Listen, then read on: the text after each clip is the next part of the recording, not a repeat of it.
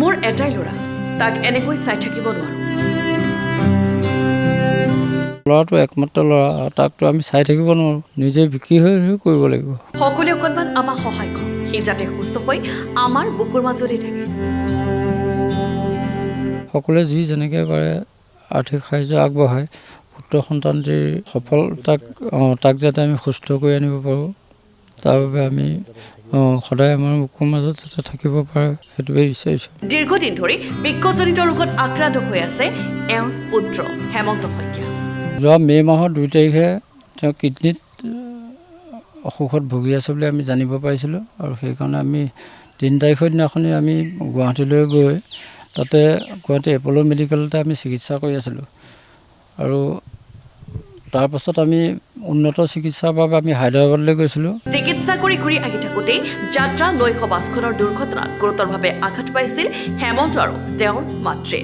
22 তাৰিখৰ দিনাখনি আমি ঘৰলৈ বুলি আহিছিলোঁ, আৰু সেইমতে আমাৰ নৈশ বাছখন নাওবৈচাৰ দলুৱাহাটৰ ওচৰত এক ভয়ংকৰ দুৰ্ঘটনাত পতিত হৈছিলে, আৰু তাৰপাছত সেই দুৰ্ঘটনাত আমাৰ পৰিয়ালৰ 3জনে, ল'ৰা আৰু ল'ৰাৰ মাক আৰু মোৰ সামান্য পৰিমাণে মই দুখ পাইছিলোঁ, হয়, যাত্ৰা বাছখনত। আৰু তেতিয়াৰ পৰাই লাহে লাহে আগতকৈ অধিক অসুস্থ হৈ পৰিছে 9ম শ্ৰেণীৰ হেমন্ত। ল'ৰাৰ এটা ছাইডত কাণৰ পৰা এনেকৈ ধৰি বহুত দৰকৈ কাটি গৈছিলে, আৰু তাৰ চকুটো কাটিছিলে, চকুৰ ওপৰত, আৰু ভৰিটোৰ মানে মাংস এডোখৰ বহুত ডাঙৰকৈ লৈ গুচি গ'ল।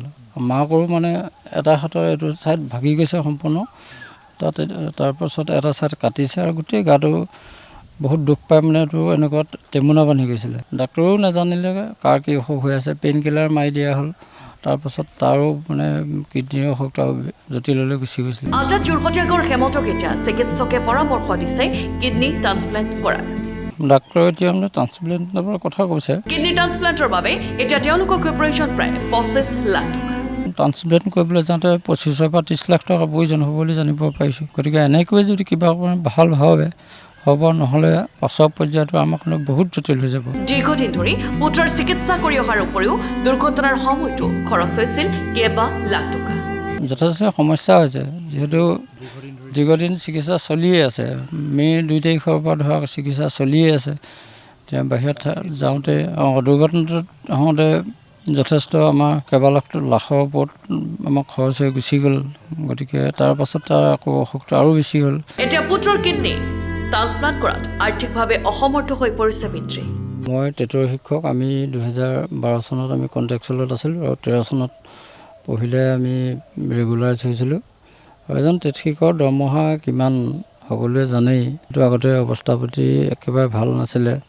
ধাৰ কৰি লোনটো থাকেই প্ৰতিজন শিক্ষক বা কৰ্মচাৰী। গতিকে এই ক্ষেত্ৰত আমাৰ হাতত যিকেইটা টকা আছিলে সেইকেইটা প্ৰায় সম্পূৰ্ণ খৰচ হৈ শেষ হৈ গৈছে। ধাৰ ল'ব লাগিব, আৰু ট্ৰান্সপ্লেণ্টৰ বিষয়টো যিহেতু জটিল প্ৰক্ৰিয়া এটা, আৰু ইয়াত বহুত টকা পইচাৰ প্ৰয়োজন হয়। গতিকে আমি সেইটো কথা চিন্তা কৰিবলৈ মানে কল্পনাই কৰিব নোৱাৰোঁ। উপায়ন্তৰ শইকীয়া তেওঁৰ পুত্ৰৰ চিকিৎসাৰ বাবে অসমবাসীৰ ওচৰত বিচাৰিছে সহায়। মই অনুৰোধ জনাইছোঁ যাতে এই পুত্ৰ সন্তানটিৰ চিকিৎসাৰ ক্ষেত্ৰত সকলোৱে কিবা নহয় কিবা সহযোগিতা আগবঢ়াই আমাক সহায় কৰে যেন। লগতে স্থানীয় বিধায়ক জয়প্ৰকাশ দাসৰ লগতে লখিমপুৰৰ বিধায়ক মানৱ ডেকাকো সহায় বিচাৰিছে হেমন্তৰ পিতৃয়ে। এই ক্ষেত্ৰত আমাৰ বিধায়ক নাওবৈচা সমষ্টিৰ বিধায়ক আমাৰ স্থানীয় লখিমপুৰ সমষ্টিৰ বিধায়ক মানৱ ডেকা, তেখেতেও বহু ক্ষেত্ৰত বহুজনক বিভিন্ন ধৰণৰ সহায় আগবঢ়াইছে বুলি আমি জানো।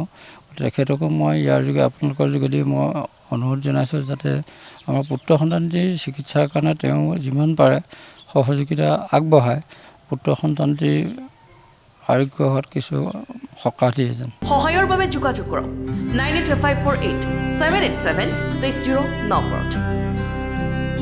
Bureau report, Lakhimpur today.